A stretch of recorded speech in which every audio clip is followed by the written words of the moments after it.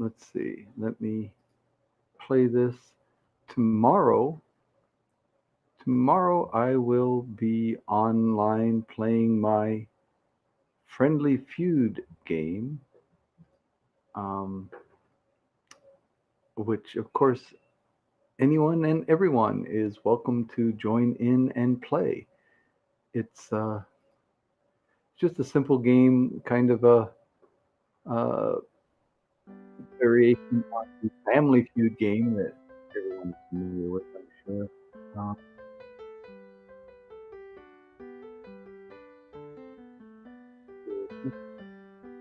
Playing sound, it should be playing sound, but I don't actually hear it. I wonder if you guys hear it. I don't know. But anyway, let's see how you guys are doing here. Okay. So yeah, the my Friendly Feud game that that I do try to do once or twice a week. I was doing it more than that, but here in Japan, the school year has just started and things are a bit hectic. So I'm down to about once a week now that you can count on. So Wednesday morning, my time, which is for the United States, Tuesday evening, Tuesday night, is when you can expect to see it. About what 9 o'clock Eastern, 6 o'clock Pacific, something like that. And also, right after that, I do another broadcast called Layman's Philosophy. Layman's Philosophy, yeah. I do the Layman's Philosophy video or chat, which is I and a friend of mine, another English teacher here in Japan, um, just sit around and online here talking about various topics that are somehow at least slightly related to philosophy, philosophical types questions. At least the ideas are originally philosophical in nature. Um,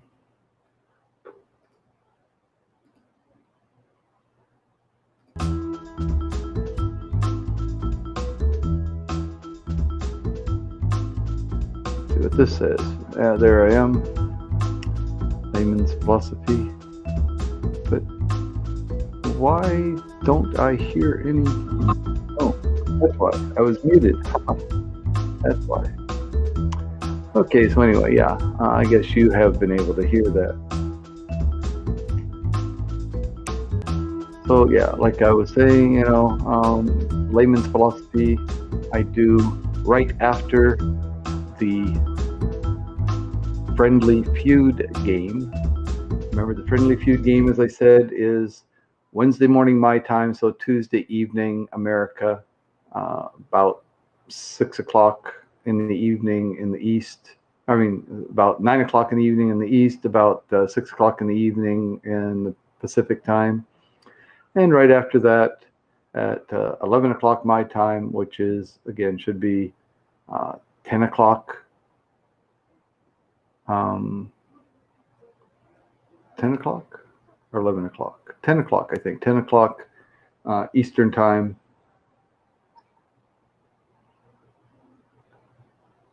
7 o'clock Pacific time. Is that right?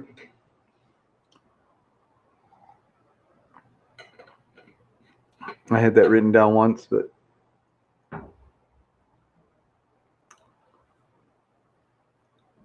let's see. There's Pacific, Central, Mountain, Eastern, right? So let's see. If it's should be 14 hours. So if it's 11 o'clock our time, it should be 9 o'clock Central. So 11 o'clock our time, 9 o'clock Central. So yes, 10 o'clock Eastern. Right, that's right. Yeah. So anyway, those are the things that I've been doing and will continue to do. Another thing that I have done and haven't had much time because, well, for one thing, the sakura, the cherry blossoms have all fallen. The leaves are all out on the trees now. It's green here again. Moving from spring into summer type feeling. Um, but during the cherry blossom season, I was out recording, broadcasting the cherry blossoms, let everyone see what the things look like here outside of the big cities, right? The place where I am is a smaller city, Kumamoto, about 700,000 people. Um, so not your Tokyo or Osaka type place. Um, but it's a nice little city. It's the size of place that I enjoy living in anyway.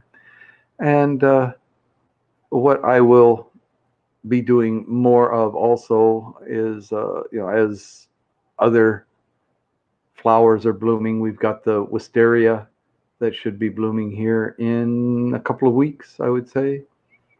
Um, Everything else has been early though. Maybe it'll be sooner than that. I haven't really looked. It might be as early as next week, but say in a couple of weeks there'll be the wisteria that are blooming. I'm hoping to go to a place, uh, a little town called Tamana, where the wisteria are particularly beautiful. Um, and also things like shopping and so on. People might be interested in seeing um, what it looks like to go shopping uh, here in Japan. What's this? Let's see.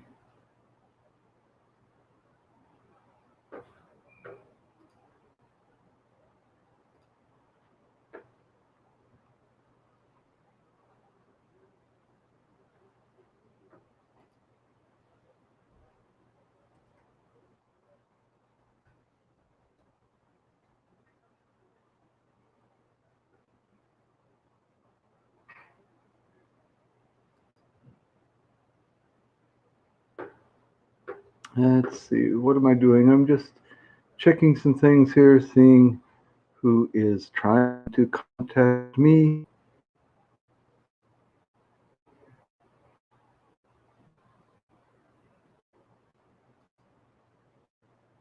I see. Oh, having a little work done on my home right now. Just a little bit of painting being done. Uh, yeah, it's looking better. Definitely looking better. Okay, good, good, good. All right, so where am I? Okay, back to HAPS. Yeah. So, what else? What else? What else? So, yeah, my little philosophy. What did I do with my papers? Oh yeah, my little philosophy talk. Like I said, I usually talk with a good friend of mine, and both of us are laymen. We're not, we're talking without the intention of giving anyone answers, but just kind of exploring the questions. Uh, I mean, as most people, we've come up with our own answers, at least temporary answers to most philosophical or a lot of philosophical questions. Um, but the purpose of my broadcast is not to try and tell anybody the answers. My opinion is nobody really knows the answers, but just to talk about the questions and have an interesting conversation is the main goal. Um,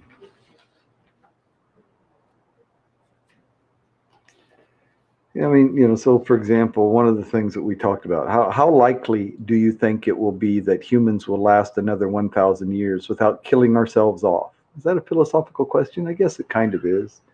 Talking about human nature and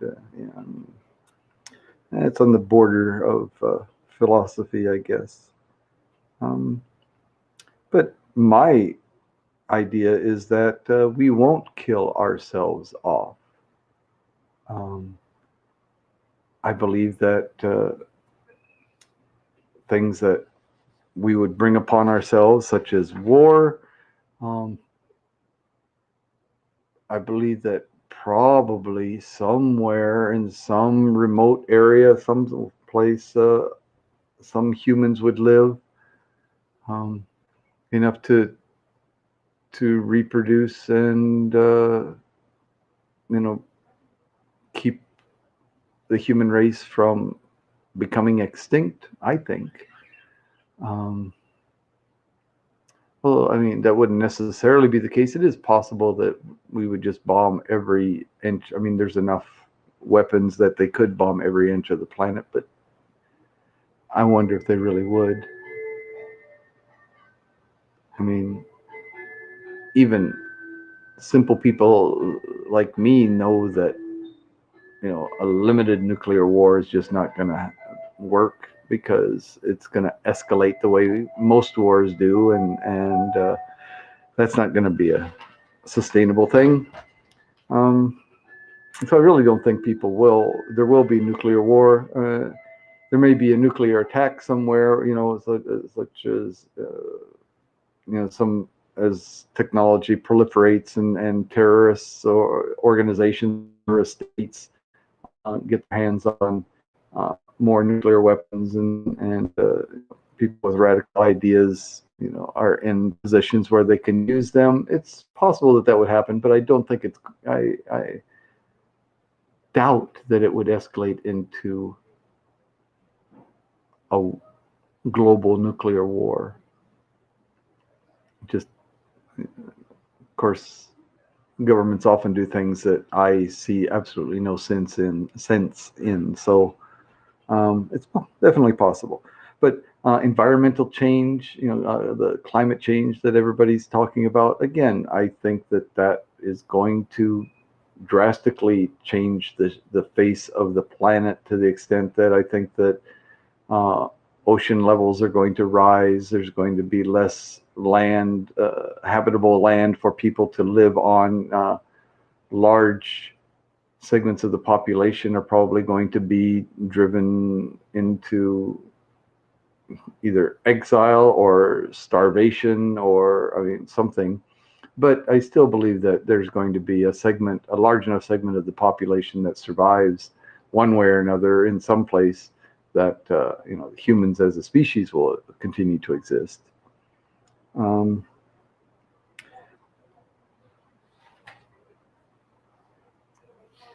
Pandemics are not killing ourselves off unless we do. We create a virus, um, or some kind of biological weapon.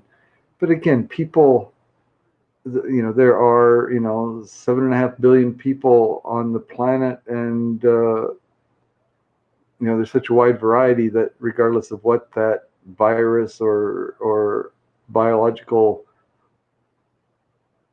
organism is that is created and released into the world, there's probably going to be some people that are either immune or are adaptive enough that they recover from it or something. And again, I don't think it will be the end of humanity. So no, I don't. I mean, it's not that I'm all that hopeful about humanity, and but I just think that with the large numbers of us that there are and the diverse places that hello, Abyss. I just got a message on Haps that said, you should broadcast today. Make sure that you earn your coins or whatever. And so, although I'm planning on doing my game and layman's philosophy broadcast tomorrow, I thought I'd do a short one today. I just finished my work, and tomorrow I don't have any classes. Yeah, it's Wednesday here, but no classes to teach tomorrow. So I've got a little bit of time. So I'm taking it easy and just rambling on a little bit.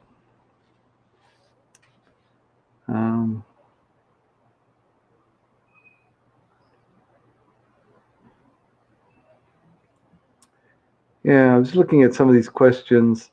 Some of them Jeff and I have talked about. Some of them maybe we didn't. I don't remember this if we did this one. If freedom is simply being able to do what you want, are animals freer than humans? If freedom is simply being able to do what you want. I see. It's strange to be incentivized for broadcasting. Yeah, it is. I mean, I do it because I like it, but I enjoy it. I enjoy the interaction. Um, Gives me an outlet for some of my thoughts, and so the philosophy one, that's interesting. Sharing ideas with different people. The games that I do are fun, interacting and that kind of a format with people, and I mean, playing games is basically an enjoyable activity most of the time for most people, so it's good. Yeah, the coins are not an incentive, but they're those are some profound questions with no straight answers. Yeah, but that's what I mean. That's what makes it philosophy, right? I mean, yeah, I think that was one of the questions somewhere. Does philosophy ever offer real solutions, real answers or solutions to any of the problems, or does it just add to more questions? Yeah, I don't think that philosophy really. Yeah. I don't think philosophy really answers any questions. They're interesting things to think about, but I mean, what makes it philosophy is the fact that we can't really come up with determine unquestioned answers, definitive answers for these questions. That's what makes it philosophy. Um, we can come up with the exact definitive answers for questions. It puts it in the realm of science or something, maybe. I don't know, but yeah. Uh, but I mean, I'm not going to go into it today. But let's see. Uh, where are the questions? I think this was them. I think these are the questions that we're going to do next. Um, yeah, I think it was these three questions. What do you think existed before the universe was created? What do you think existed before the universe was created? That's question number one. And Jeff and I are going to talk about these tomorrow. And of course, Abyss, you're welcome to join in. I've been meaning to ask you, but do you have a favorite philosopher? A favorite philosopher? Not exactly. I mean, there are people whose ideas I find fascinating, and I share some of their ideas. But not necessarily just one. I mean, the uh, Sartre, however you want to pronounce it, Camus. These people are interesting. I mean, Nietzsche actually, in his own way, was kind of interesting. Um, Heidegger, uh, has some interesting ideas. Wittgenstein. There's just so many interesting philosophers that have put out really interesting ideas. Um, then I really start to get in. I find the the basic ideas that they propose as interesting, but when they get into it, I really they're justifying their ideas, or making arguments for them, and I kind of get lost in those. Not that it's so hard to understand, but it's just that I don't necessarily buy all their arguments just as they're proposed, and so I that leaves me kind of wondering if I really do agree with them or not. You know, as long as the ideas are a little more abstract and not defined so clearly, I find it easier to agree with them, which seems kind of strange, but it seems to me people come up with these ideas based on, of course, their own DNA to begin with, and then of course their own environment that they were raised in, and develop their minds and personalities in, that environment that is going to influence their thoughts on these type of philosophical questions, the same as it does for me. And then they get into these arguments, or argument being the philosophical arguments, presenting ideas in support of their thesis or whatever it is, and that's where I kind of lose it, because again, with different DNA, a different background, different experiences, I don't necessarily always buy what they're selling. I mean, I like philosophers like Socrates. I like their quotes, right? Socrates, and a life unexamined is not worth living. Sartre is actually good. I like Nietzsche and Hume as well. Bertrand Russell is my favorite. I like Plato and Socrates from ancient Greece. Yeah. Sartre is good. Sartre, Camus. I mean, like I said, Camus is interesting to me. I mean, I kind of feel that way, that the only really relevant philosophical question is, do you kill yourself or not? I mean, it's I never think about killing myself really, but it's like once you go beyond religion, or once you stop thinking in religious terms, then your purpose for existence, what is it? I mean, I think objectively there is no purpose in my existence. I just am. And so the philosophical question is, should I continue to be even without meaning or whatever, or end it? And my thing, so that's it. I've got this choice, and right now it seems that being is, for me, a better choice than not being. I mean, just because it's kind of interesting, and even if it has no meaning, it still beats not being. I mean, yeah, for 13.5 billion years, or so, I didn't exist. And in a few more years, I won't exist again. So for now, might as well exist for a while. But I'm not of the mind that life is absolutely, life in any way, shape, or form is better than not life. So yeah. I mean, I've come to the conclusion that I want to continue living. I mean, I've never really, like I said, I've never really thought about killing myself. It's just like, yeah, of course, I want to keep going. But if somebody, for whatever physical, mental, emotional, whatever reasons, feel that this is not the existence that they want, I don't feel that I am in a position to else's decisions about that. We talked about this before, yeah. But the ability to keep to keep a loose one's life is at the liberty of the individual, but it's not completely endemic to humans. Right? Exactly. Yeah. Yeah, we did talk about that before.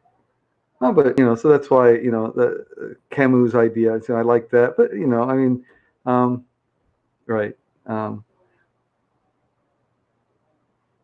mean, you have all these people that they've they're well known for these quotes, or things that they have said or written, and those are the best, from Descartes, for I am, or and unexamined living.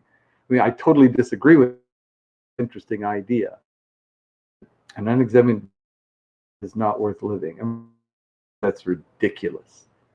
So if I mean, for him, but like I said, he, because of his DNA and his upbringing and his environment, that's the way he felt, and that's legitimate to feel that way. But I certainly couldn't, expand that to the population of the planet as a whole. Um, there are people who are living lives that are worth living for those individuals, and they aren't spending a lot of time uh, debating philosophical questions, and that's totally legit. Their life is still as much worth living as mine is, I would say, because none of them are any more or less worth living. They're just chemical reactions, right? So the unexamined life is not worth living. Interesting quote, interesting idea. I like thinking about that, but I don't agree with it. I think, therefore, I am. I love the way Descartes. I mean, that's the great starting point. Of course, he, soon after that, he just goes totally bonkers and just makes these leaps that are totally unjustified, and because he's, again, because of his DNA, because of his upbringing, because of the environment that where he existed, he felt compelled to argue for the existence of the creator, of God or whatever. And so, without, what I would say, without any justification at all, he manipulated, his ideas such that he did, uh, basically, in his mind, prove the existence of God. And it's totally ridiculous, I think. But I really like, I think, therefore I am. I mean, that's really, I agree with that. That's the only thing that I am certain of. Honestly, though, I believe philosophy is nearing its end. I've seen modern philosophers like Daniel Dennett and David Chalmers. Perhaps I'm so engrossed in science, but I don't see any new contributions of philosophy to our lives these days. Um, well, I mean, yeah, because I mean, yeah, I think you're probably right, because people are coming to the conclusion, I think, again, not all people. I mean, everybody's on a different path, a different timeline, and and so on. But I think generally, as a world population, we're coming to the conclusion that, like I said, philosophy offers interesting questions that are thought provoking and kind of fun to think about, but it doesn't really offer any answers. I mean, if it did, we've had these great thinkers, the Kants and all these geniuses throughout history that have spent their entire adult lives contemplating these ideas, and they haven't really come up with any answers, at least no unequivocal answers. They come up with strong opinions, but it doesn't go very far with me. Like I said, it makes interesting. So I mean, as far as kind of a hobby, which, I mean, what else could that's, I mean, I obviously, I really find philosophy interesting, but how does anybody make a living as a philosopher? I mean, you have to write, you have to write books that somebody else will read. I guess you have to write them, and have a literary talent so that people will read them, or your thoughts have to be, your ideas have to be compelling enough that people will explore them to the extent that they're buying your books, or listening to your lectures or whatever. But yeah, yeah, philosophy would be a fun way to make a living on one level, but uh, no, I don't think so. I'd rather be an English teacher. Let's see, what else? Yeah, I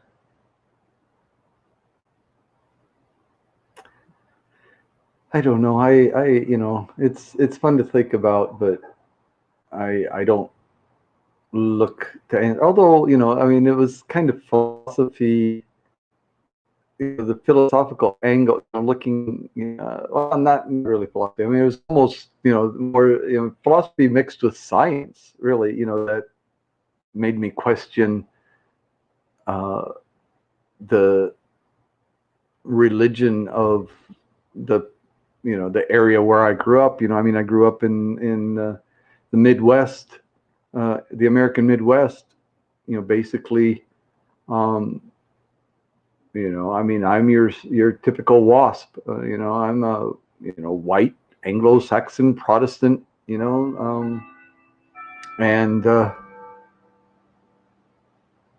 there were Catholics, some Catholics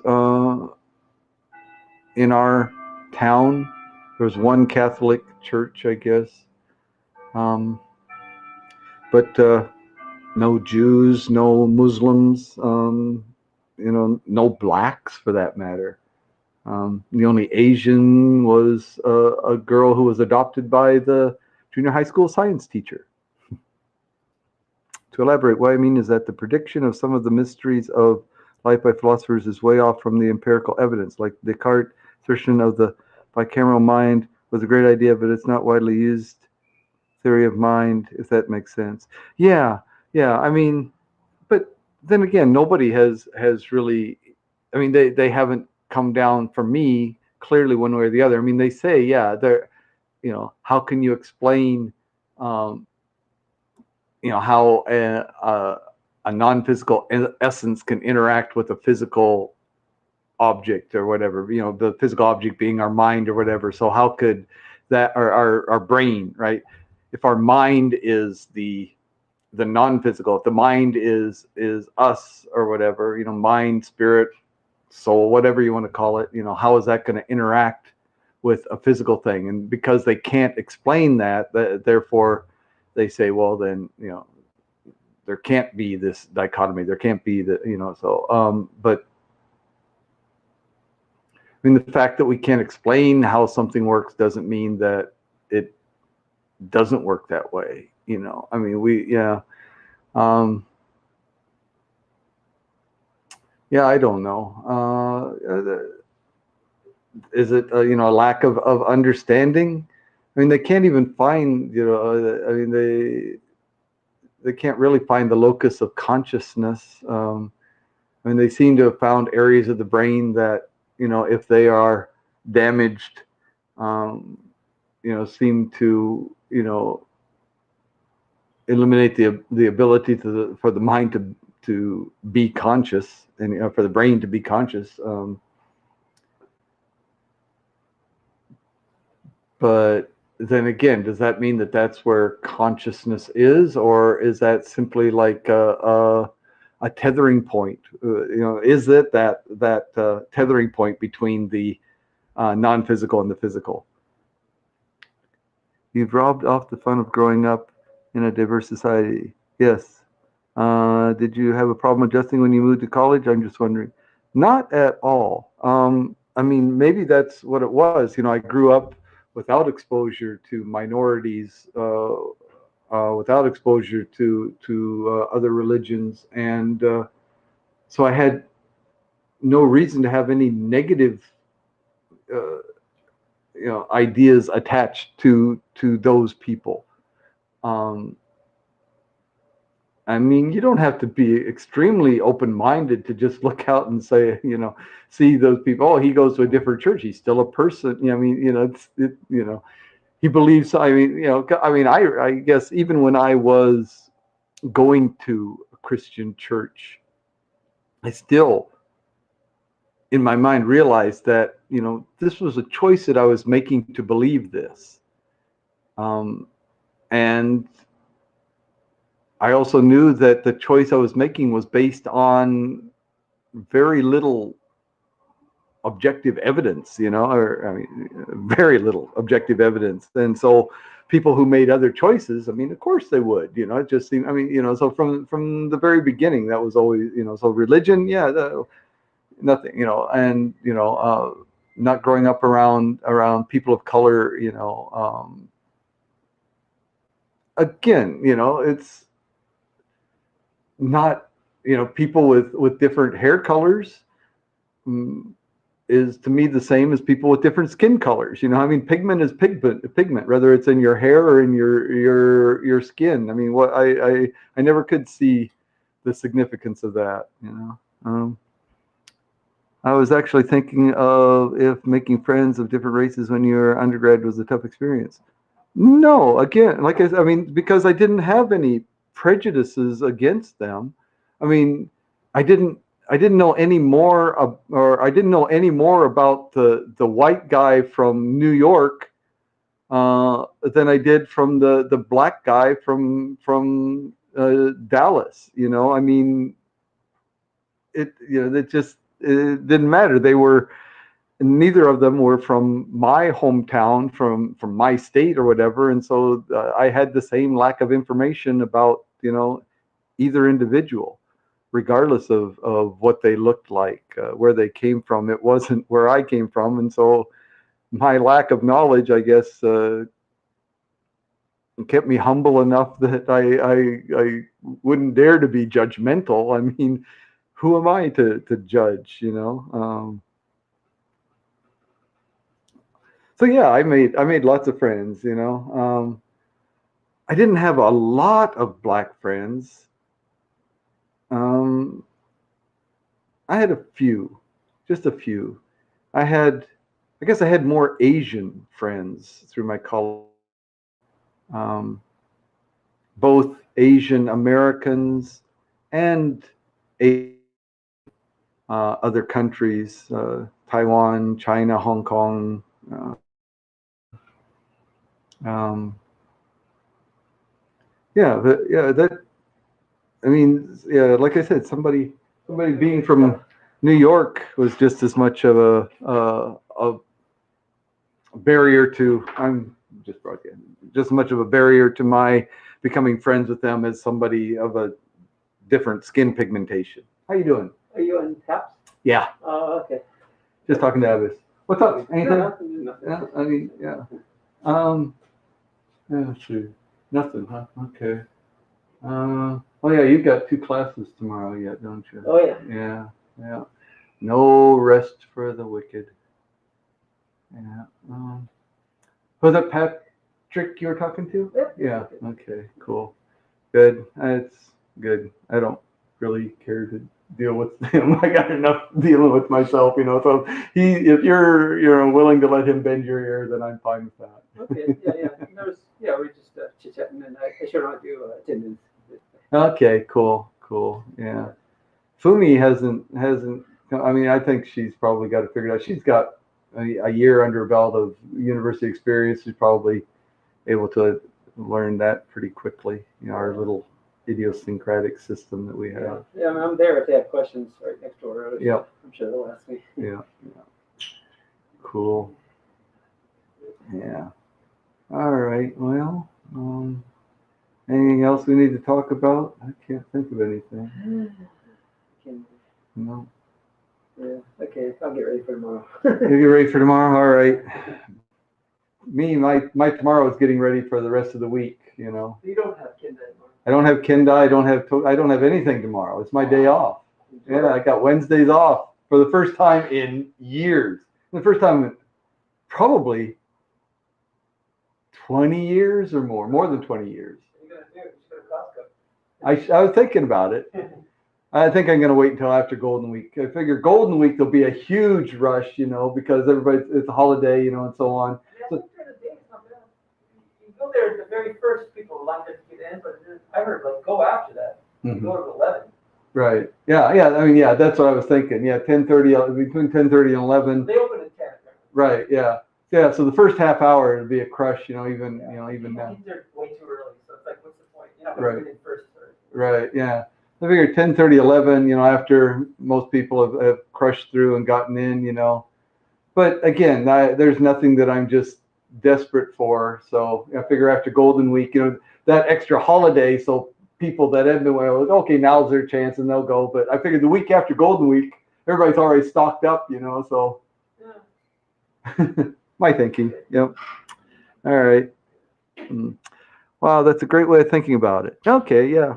I mean, that's just the way, yeah, like I said, I just without that baggage, you know, to begin with, of you know, without an experience, any kind of negative experience with any kind of minorities or people from outside my community, um,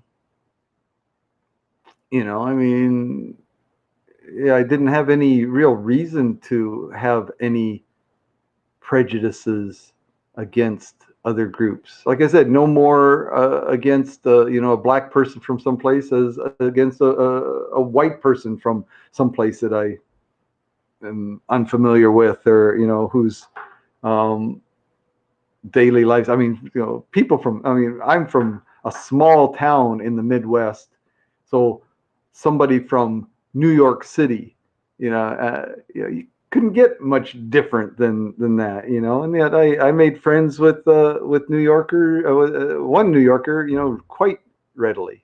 Um,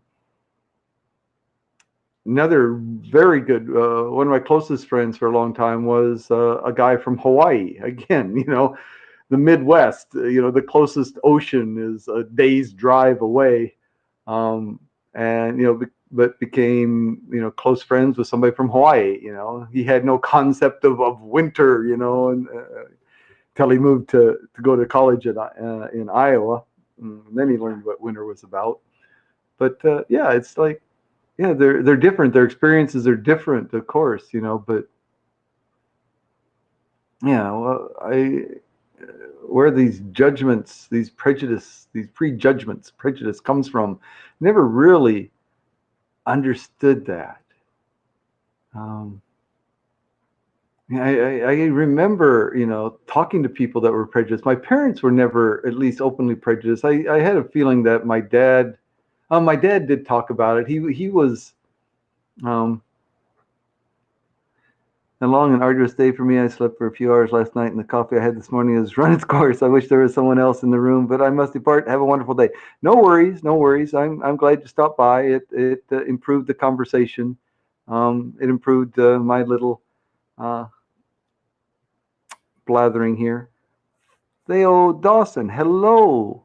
Welcome, welcome, welcome. Happy to have you here. I'm just, like I said, just blathering on. Um, like I was saying, my father had some experience. Yes, no, very welcome here. My father had some experience working with blacks, and he was a road construction worker. My father was running heavy equipment and so on, and this is at a time, during the affirmative action or whatever, trying to get minorities, more work and better work and so on. And so companies were encouraged to hire minorities, even over equally or more qualified white people, just in order well, you guys know all about that. And, my father, resented that.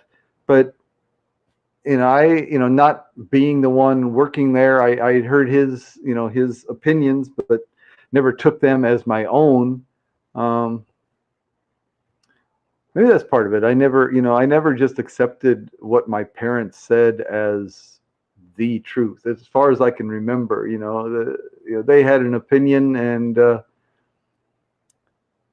that's what it was, and they had an opinion based on a lot more years of living and so on than I did, but that's still an opinion on most things, and it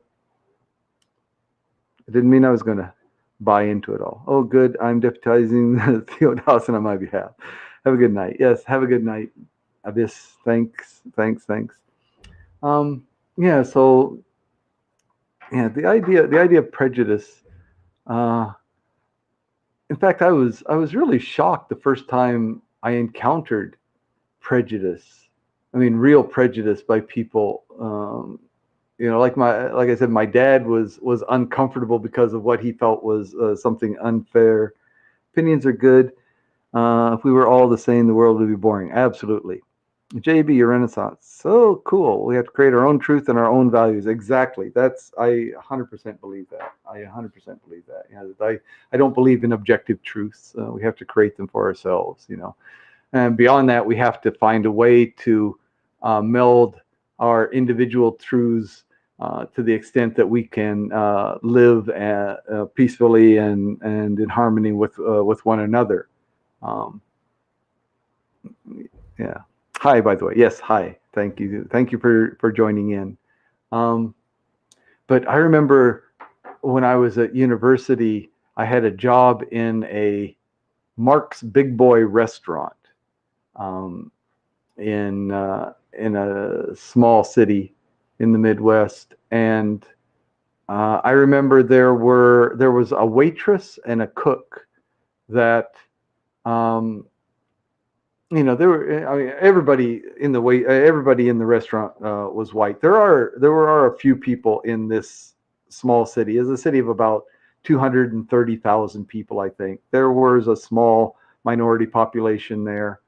Not all that visible, but they weren't non-existent. They were a small minority.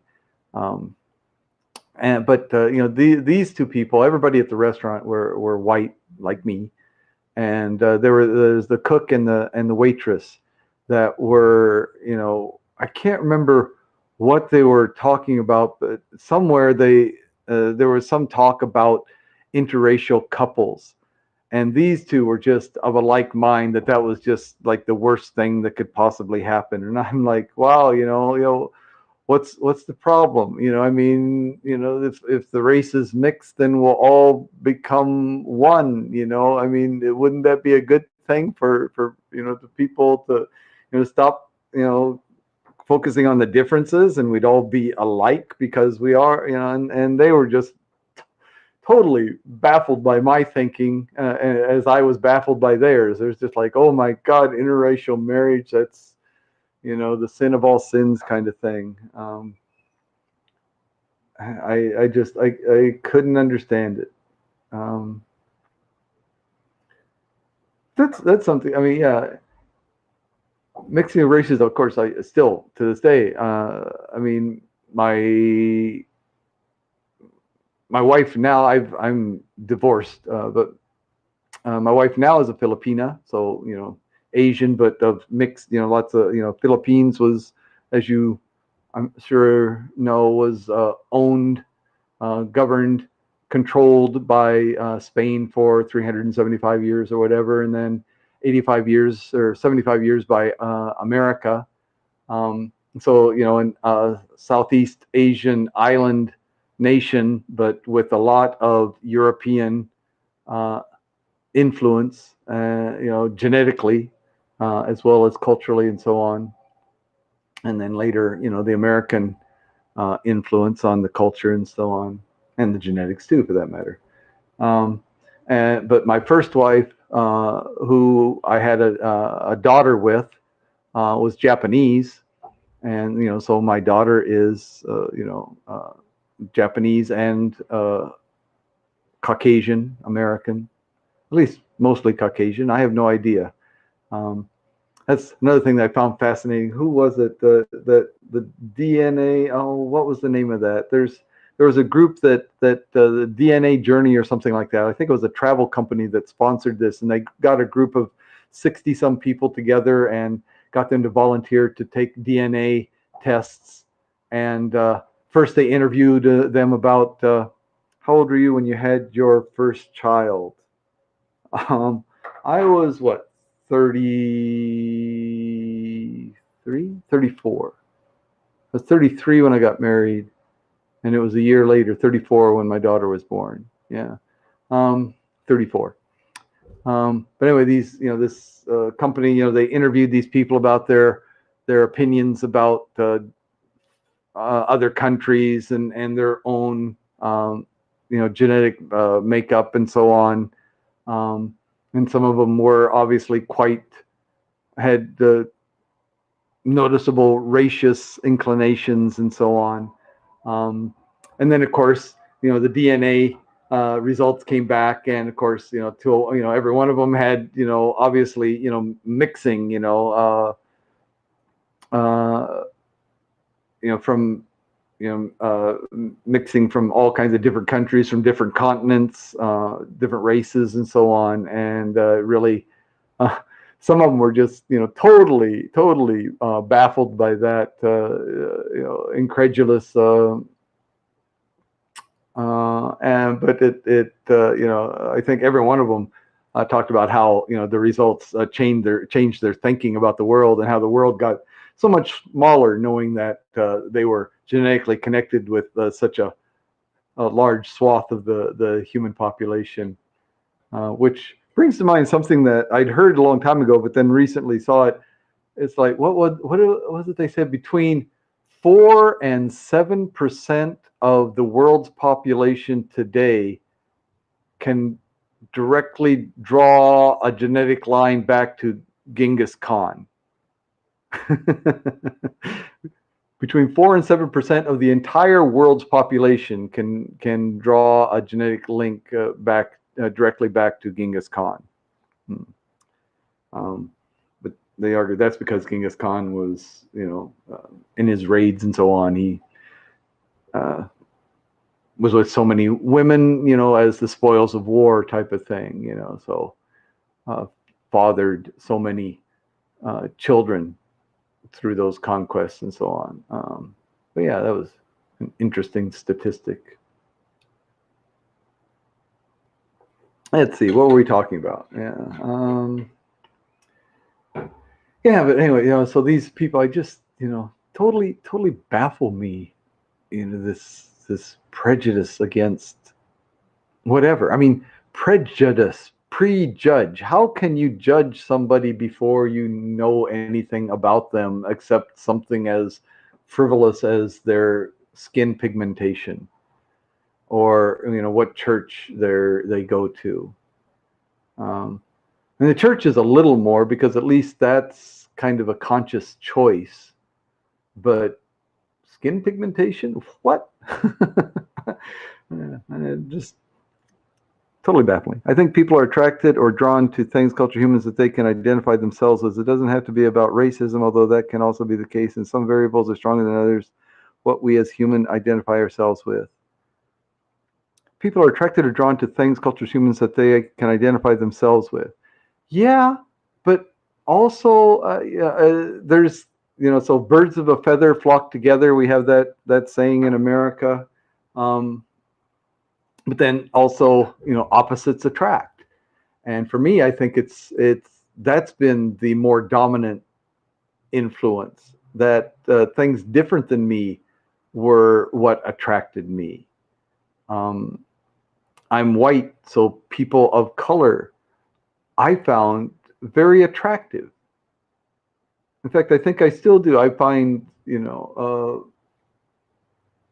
probably, feature for feature, I would find people of color to be more attractive than Caucasians, and again, people with different thoughts. I mean, different thoughts. I mean, different ideas, but yeah. So there has to be some similarity too. So like I was saying, that chef, the cook, and the waitress who were prejudiced, had strong racial prejudice. Those people, that's totally the opposite of me. So in that case, opposites don't attract. I was in a way, I was attracted because I was curious as to why they could possibly think that way. And, they didn't, from my conversation, because I work with them, I worked in the restaurant with them. I didn't really socialize with them outside of work. No, not really. There were a couple of people that I did socialize with outside of work, but those two I didn't. And yeah, I don't think I would really feel comfortable doing, because they're just, made me uncomfortable. Their dislike, it all bordering on hatred of a group of people because of something as frivolous as skin pigmentation. I couldn't get my head around that, and so that was enough to draw a schism between me and that particular pair of people. Um, but yeah, people with different ideas. I love it when I disagree with someone, and I love arguments. I mean, the philosophical arguments, not the pound the desk and shout and raise your voice. Although I do get rather loud sometimes, but it's more riding on the adrenaline of the moment, because I love uh, when my thoughts are challenged, because if my thoughts are challenged, that makes me become more coherent in my own thoughts, in order to be able to justify my own beliefs, my own decisions, and so on. So I really thrive on that type of stuff. Absolutely. And sometimes it's not about color and race. It can be about subculture, music, religion, social class, etc., that we are drawn to. Yeah, exactly. Yeah. Um, so, uh, yeah. uh, Going back to religion, one of the things that freaks me out about religion, so I mean, basically, the big three, Christianity, Islam, and Judaism are all basically, the same roots, right? And yet, they have some of the greatest animosity among those three groups, right? I mean, there are Christians that are very supportive of the Jewish people, the Jewish state, the Jewish religion. And there are others, that are very, anti Jew, and so on. And the same with Islam and Christianity and so on. Um, and it you know and yet they all worship the same. I mean, they all trace their roots back to Abraham, right? You don't even have to go any farther than that, back to Abraham, and that's the same root for all three. So but the differences, so even though they basically believe in the same, they believe in the same God. They believe in the same, down to Abraham. It's all the same, but then they split off there, and now it's enough to get all bent out of shape over. But beyond that, then within Christianity, you've got the schism when the Protestants broke off from the main body of the church, and so you've got the Catholics and the Protestants, and that's enough to cause conflict, military conflict among people. It's just absolutely ridiculous. You believe, you believe, 99.9% of the same thing, but because you find something different, you're gonna attack them. I mean, what is it? It just doesn't make any sense at all. You have a wise brain. I appreciate your wisdom. I don't know about that, but thank you for that statement. But I mean, it just doesn't make any sense at all. I mean, I try to look at things pretty rationally. I try to, and none of that makes any sense. I mean, getting back to religion, so the Catholic Protestant split, and then the Protestant split. I mean, the Lutherans and the Methodists and the Presbyterians and the Baptists and the so and so and so forth. And then and then take, for example, the Baptists. The Baptists split into the Northern Baptists and the Southern Baptists, and the Southern Baptists split into another two or three groups, and those groups each subdivide into smaller groups, and so on. And what is all this division, right? You find some tiny little thing that you disagree on. Your interpretation is different than the guy sitting next to you, and all of a sudden you don't want to sit in the same church with them. I mean, what's that all about? I just quite understand. Agnostic. I mean, agnostic. If people would just be honest, I think every one of us has to be an agnostic. I mean, agnostic means we don't know, right? We don't know. I mean, in the Christian faith, I mean, in faith, we have faith, right? I mean, that's what we talk about, the Christian faith. It's not Christian knowledge, it's Christian faith. You have to, have faith beyond what is scientifically, literally provable, right? So, on some level, I think everybody should admit to themselves that they are agnostic. They don't know. You believe with all your heart, right? You might not have a doubt, but you still don't know. Is it easier to be rational than objective? I think absolutely. I don't think anybody can be objective, really, 100%, because we just got too much baggage, be it, our education, be it our environment that we grew up in, be it our history of our relationships with people, be it our DNA. That all influences the way we think about things. So how can you be objective? I mean, you can have a pretty close approximation of objective, but I don't think you can be truly objective. No. Or is even rationality based on subject? Yeah, I think so. Hey, the voice, Lindsay Love. Thank you, thank you, thank you. Hi, thank you. I hope you got your certificate in good order there. Oh yeah, you sent me a thank you. That's right. Yeah. Hope you'll be back again tomorrow to try again to repeat your winning. Right. We'll have that game going there. Yes, yes, you did thank me. I remember. Yes, you did. You sent me a thank you. Um, yeah, I enjoy those games. It's just another. I mean, sometimes just unstructured, random rambling that I do. It's babbling on about this, that, and the other thing. Whatever seems to pop into my head is nice, but then the Friendly Feud game at least gives some kind of structure to what I'm doing and a little more cohesion to the whole broadcast. So that's to do. What time tomorrow? Okay, so what time tomorrow? So the game is scheduled to be at 10 o'clock in the morning my time, so that should be 9 o'clock in the evening Tuesday night in the East Coast. Yeah,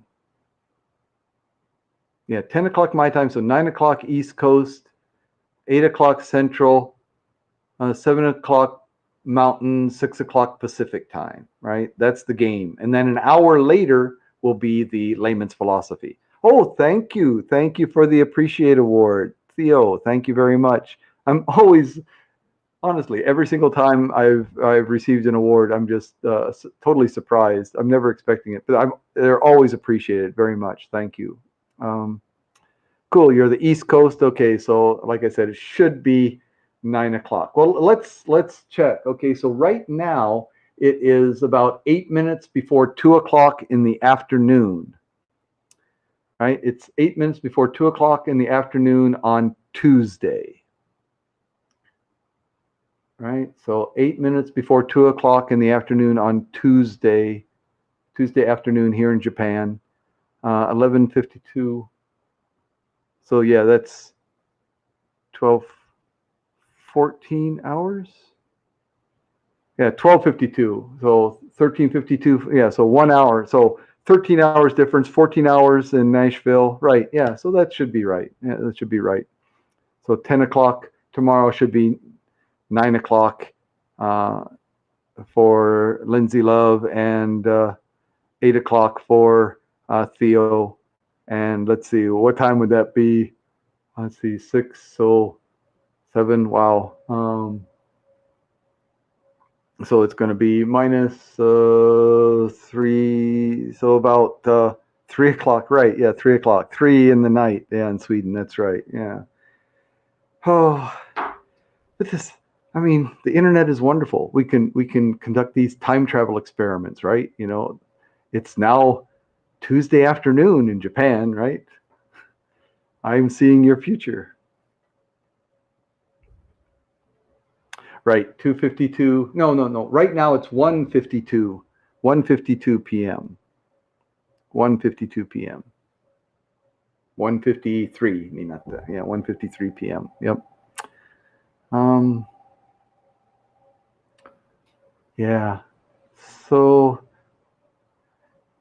yeah, I think. I mean, Wow, so cool. I don't know why I think that's cool. I mean, that reminds me of that comedy sci-fi thing that Simon Pegg and the other Brit comedian and Seth Rogen were on. Uh, Paul, they were driving across the country and they came to a place where the times a time zone change, right? And they got out and they were jumping back and forth across the line. So, yeah, it's kind of like time travel, right? It's 2 o'clock. Oh, it's 3 o'clock. It's 2 o'clock. It's 3 o'clock. Time travel. You know, time is just a concept created by people. Really, I'm not sure. I'm not sure what time is. I would say that time doesn't exist. I mean, I guess it exists in the fact that it's a kind of a relationship between things, right? Which is something I'll be talking about tomorrow, relationships and so on. Time is a weird construct for sure. Yes, it is. Time is movement. But is movement possible? Right? Zeno's paradox, right? You gotta move halfway. Before you can move the whole distance, you have to move halfway there, and before you can move halfway there, you have to move half of that, right? And so on and so on and so forth into infinity. And so all movement is inherently impossible, right? So if movement is impossible, then time must be impossible. What does that even mean? I don't know. Yeah. So yes, time is movement. Yeah. Your thinking challenges my brain. It challenges my brain because, like I don't really know what I'm talking about. It's just, I have these,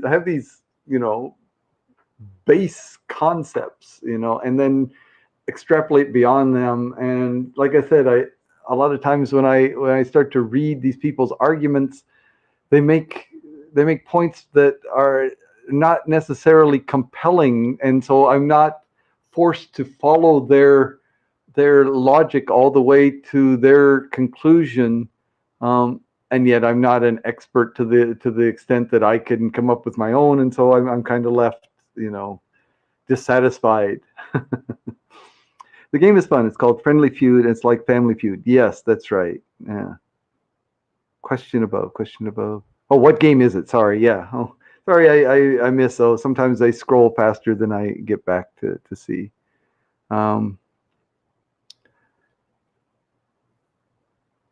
Yeah.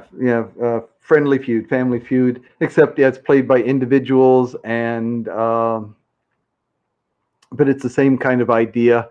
There were 100 people were asked a collection of survey questions, and then people write in the comments as you are communicating with me now. You write in the comments your answers for those questions. The person whose answer appears highest up on the list, which I am assuming means that they answered first, although because of the internet time lag that I know people experience, it's not always the most fair way, but it's the only way that I know how to deal with that.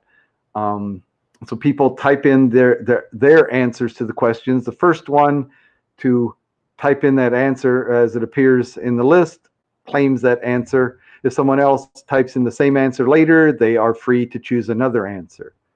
And then after everyone has submitted their answer, we find out what the actual survey results were, and the number of people that gave that answer in the survey, that's the number of points that people get. And after 10 questions, whoever has the most points wins, and they win a nice certificate, as did Lindsay Love the other day. Won herself a nice certificate for winning the game. I only found you because you were trending on Haps. I was trending. Wow, that's interesting. Cool. I had no idea I was trending. And I'm glad I found you. Oh, I'm glad you found me too. Thank you for finding me. I do appreciate it. I've never heard of it. I am in Sweden. Tell me, what type of questions? Okay, so for example, it might be a question like, name a famous holiday food. Okay, name a famous holiday food. Okay, and you ask 100 people that, and 100 people are going to give various different answers. So a famous holiday food, some people might say turkey because of Thanksgiving, at least if they're Americans. Other people might say, yeah, bunt cake, or they might say fruit cake, or they might say candy cane, or they might say pumpkin pie, or they might say goose, roast goose, or something like that, or whatever their image of a holiday food might be. Anyway, these 100 people all give their answers, and uh,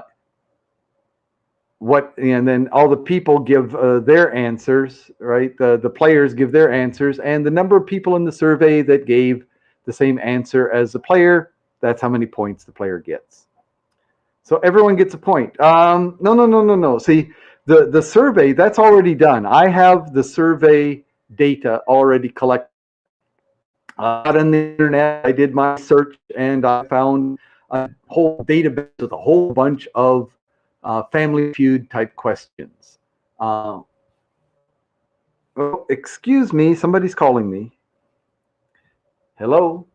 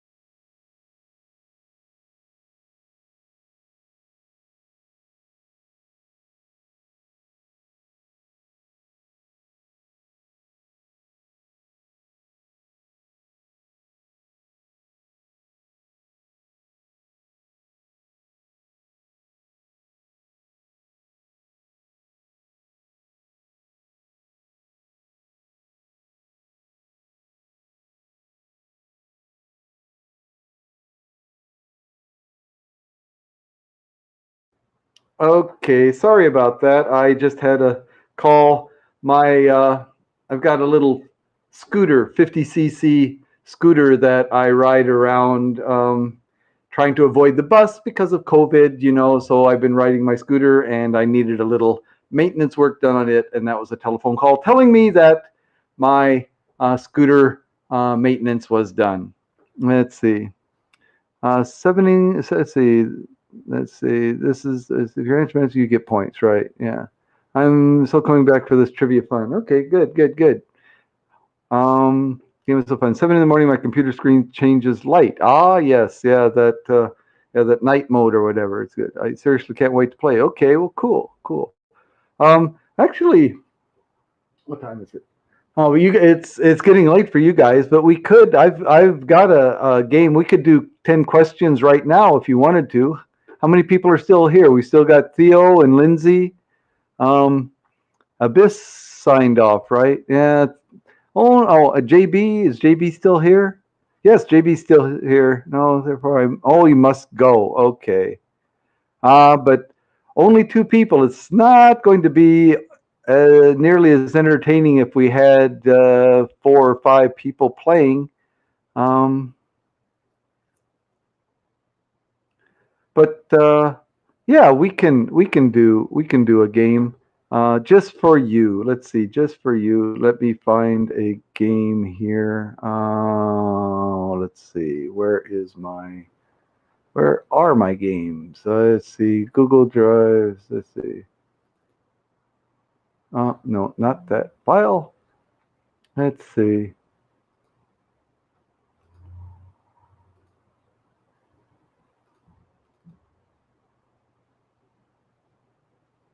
Let's see. Where are we? Where'd it go? I opened the file. Oh, it's still starting up. This computer's getting a little bit old.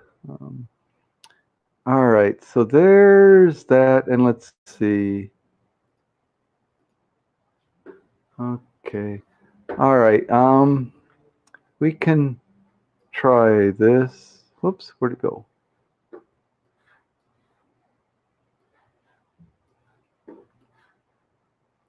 All right, let's see. Slideshow, play from start. Okay, and let me share this with you. This is actually an old game, but since you're new to the game, you will not recognize these questions. But yeah. Okay, so let's see. Application window, PowerPoint slide. There we go. And hopefully, right now you should be able to see. I think you, oops, no, I want to put that there.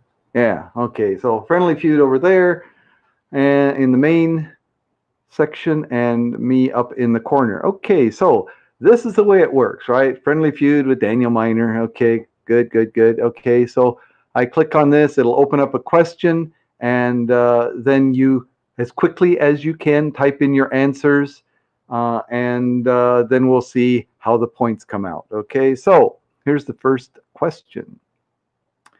Name a number that's associated with being lucky or unlucky. Name a number. Okay, 7. Theo has 7.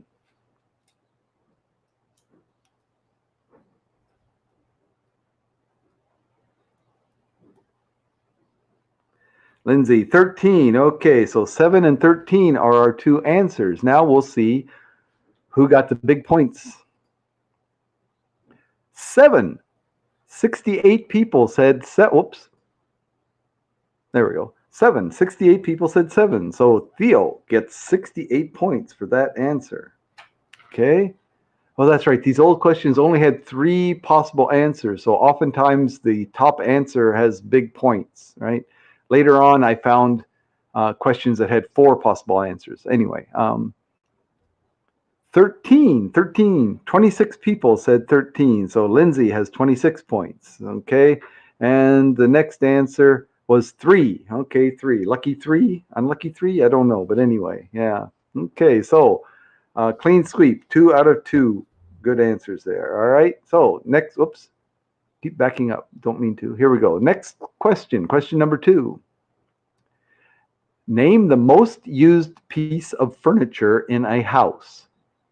The most used piece of furniture in a house. What is the most used piece of furniture in a house? Bed, table. Okay. 2 answers, 2 unique answers.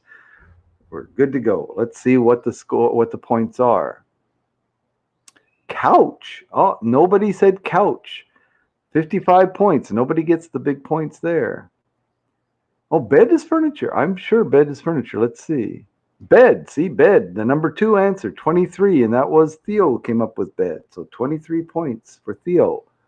And armchair. No table. Armchair. Interesting.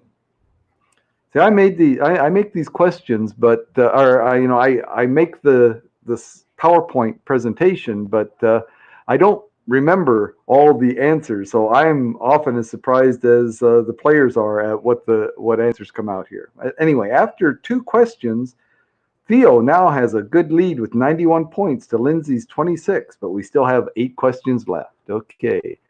Question number 3. Name a job in which an attractive person probably makes better tips. Okay. Oh, thank you. I'm glad you think this game is fun. Okay, so we're looking for a job. Waiter. Okay, a good-looking waiter probably makes better tips. Okay, so waiter, that would go waiter, waitress, service person. All those will fit under waiter. So, Lindsay, you need to come up with something other than waiter or waitress, service person, table server, whatever the descriptive noun is. Okay. So a job in which an attractive person probably makes better tips. What would that be? Delivery driver. Okay, delivery driver. Let's see what the points are. Server. Okay, so server, like I said, server, waiter, that's going to fit there. 65. Wow, Theo's on a hot streak here. 65 big points for server. Exotic dancer. Okay. Yeah, all right. Yeah, a nice looking exotic dancer. Yeah, probably going to make better tips. Okay, no argument there. Bartender. Oh, 1930. So not a big deal. Yeah, bartender. All right. So interesting. Wow. Theo continues to expand his lead. 156 points now for Theo. Still 26 for Lindsay, but a lot of questions still to go here. Okay. Question number 4. Name a prop used by tap dancers. Name a prop used by tap dancers. Oh, I couldn't think of anything for that one other than server. Yeah, that was, I mean, server, obviously server was the best answer. Okay, cane, right? Cane for tap dancer. Yeah, tap dancers use a cane. What else would a tap dancer use? They use a cane. What else might you find a tap dancer using as a prop? Hat, right. Oh, yeah, the tap dancers have those, top hats or whatever they are. Cane. 65 more points. Cane. Theo continues to expand on his lead. Top hat. There we go. 28 points for Lindsay. Top 2 answers again. But Theo now has 221 points to Lindsay's 54. All right, but we still have more than half the questions left to go. So, anybody's game. Absolutely anybody's game at this point. Baton. Tap dancers? Okay. Yeah, that didn't come to my mind. That answer didn't come to my mind. But okay, a baton. Okay. Question number 5. We're reaching the halfway point. Question 5. If you drew Homer Simpson's name in a Secret Santa exchange, what would you buy him? If you drew Homer Simpson's name in a Secret Santa exchange, what would you buy him? Donuts. Okay, Theo, donuts. Duff beer. Oh, we have a Simpsons fan here. Duff beer. Not just beer, but Duff beer. Cool. Okay. Beer. Lindsay making a comeback here with the big 67 points. That's, not the highest. We had a 68, but yeah, 67. Good points there. Good answer. And donuts, of course, is the number 2 answer. 20 points to Theo. So Theo now has 245 points to Lindsay's 121 points. Wow, that was a big first step toward a comeback for Lindsay. Now I have 5 questions left. What is the third answer? Bowling ball. Yes. Homer does love bowling. That would be an appropriate gift. Okay. Question number 6, headed into the second half.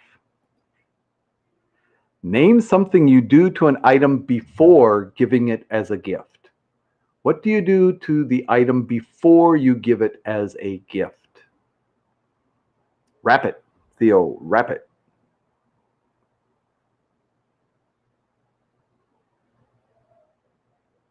Wrap it. Yeah, if you're going to give somebody a gift, you usually wrap it. I'm terrible at gift wrapping. I hope that the store gives me a nice bag that looks nice, so that I don't have to take the price off. Oh, there you go. Excellent answer.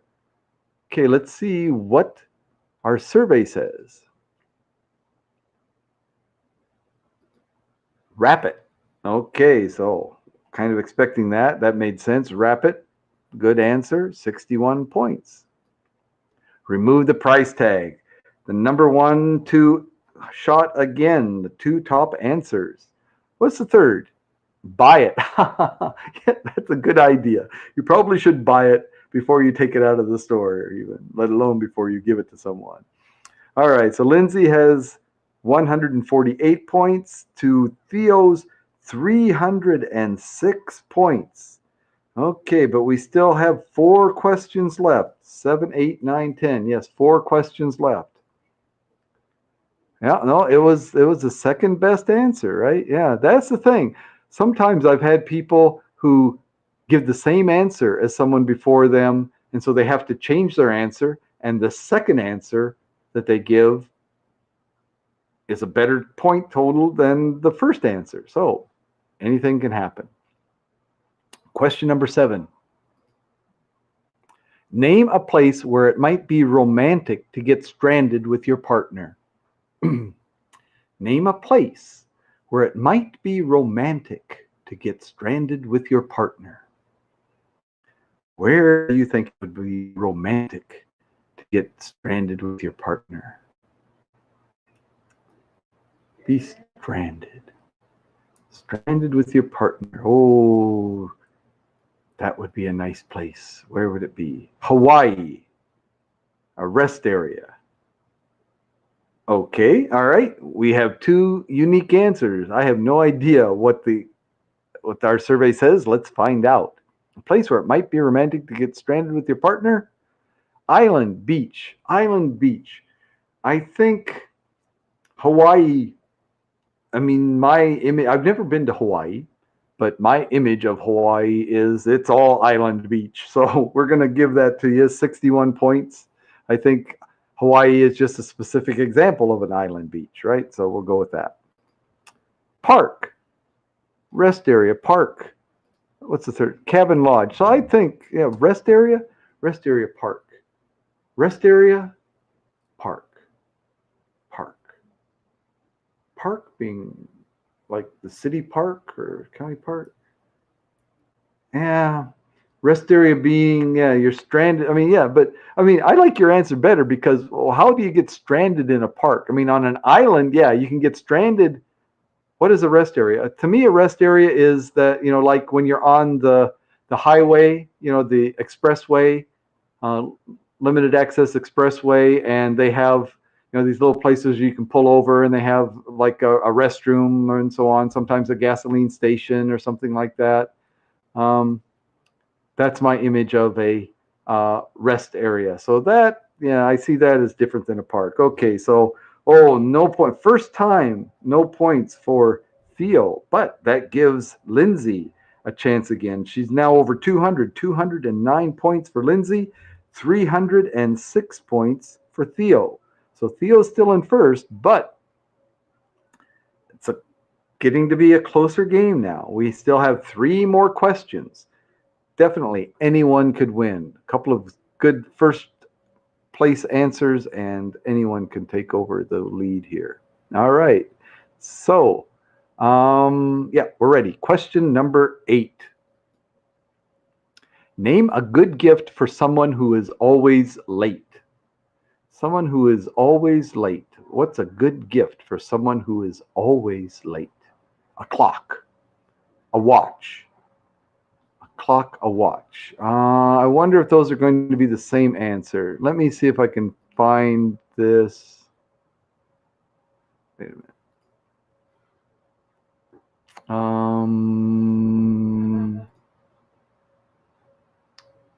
Oops.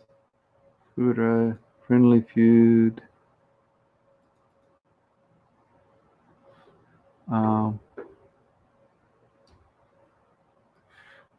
Let me find this real quickly here. Question 8. What? I only have 9. I'm sorry. I only have 9 questions here. So this is the second to the last question. Okay. We're good. We're good. Okay. I checked. Watch is the number 1 answer. Watch is the number 1 answer. So, watch. Oh, 2 scoops. 2 scoops coming. 2 scoops. I didn't even notice you coming in here. Okay. I was just reading the answer and not noticing who gave it. So 2 scoops comes in and scoops up the top answer. Watch. Okay. The next answer, alarm clock. So clock.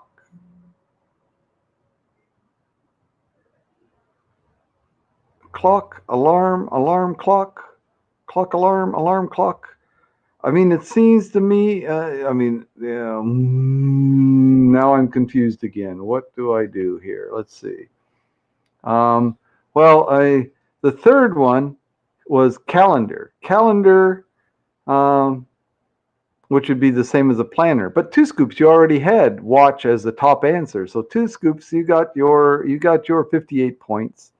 What to do about alarm clock? I mean, it's a combination of a clock and an alarm. Clock and an alarm. I'm going to give you both the points. 34 points for both of you. 34 for Lindsay, 34 for Theo. Okay, so we've got Two Scoops swoops in with 58 points already. Lindsay now has 243 and Theo with 340. So, like I said, unfortunately, this was actually the first game that I played, and for some reason, because I had 10 slides, but the first one was taken up by that welcome screen, the Friendly Feud with Daniel Miner screen. I made the mistake and only had 10 questions. So the next question is the last, right? The last question. Okay, so here it is. One more question. What do we do? We'll make this okay, here we go. Last question. Why might a family move into a bigger house? Why might a family move into a bigger house?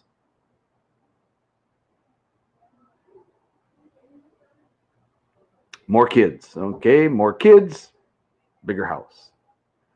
Living with in-laws. So the more kids living with in-laws, I think that's going to go under, bigger family. I mean, be they in-laws or, the children. I think the idea of more, of a bigger family encompasses both of those. Everyone living together. Again, that's the same idea. So, more people, bigger family, more people, and so on. That's all going to be under the same answer. So try and come up with a different answer than that. Better income, right? They've got more money. They want a bigger house. Okay. Yeah, so the money thing, right? Better income. Working from home. Okay, there's a good answer. So we've got 3 good answers now, right? We've got 3 good answers. Okay, good. Let's see what the survey says. Have we got a clean sweep? Family has grown, right? Family has grown. So be it kids or in-laws or whatever, family has grown. Goes to Two Scoops again. 61 points. Wow, 61 big points. The next answer, want more space. Want more space. I mean, that's kind of implied by Lindsay's working from home answer. They're working from home, so they need more space for work. Yeah, it's maybe a little bit of a stretch. Let's see what else. Can afford more. Okay, so there's the better income answer, clearly. Better income, can afford more. So there's 5 points for that. I want more space. Want more space because you're going to be working at home. So we'll give that to Lindsay. All right, so the final scores are Two Scoops with only 2 answers. Only came in for the last 2 questions, but with 119 points for Two Scoops for solid 3rd place. Lindsay with 276 points finishes in 2nd place. And Theo with a big 345 points wins the game. Okay, so anyway, so now you all know that's how Friendly Feud gets played. I would love it if you'd tune in, join in again tomorrow. Like I said, it'll be, what did we say? So it's 10 o'clock my time, so 9 o'clock tomorrow evening, 9 o'clock Tuesday evening in the East Coast to 9, 8, 7, 6 o'clock Pacific time. 6 o'clock Pacific time, right? Okay. Yeah, no worry, Two Scoops. Yeah, we will play again. Like I said, every well, in America, to Americans, it's Tuesday evening. To me, it's Wednesday morning. But so, like I said, about 20 hours from now, we will be, yeah, about 20 hours from now, we will be playing again. Can you come in so I can be sure I'm following it? Okay, sure. I can. Um,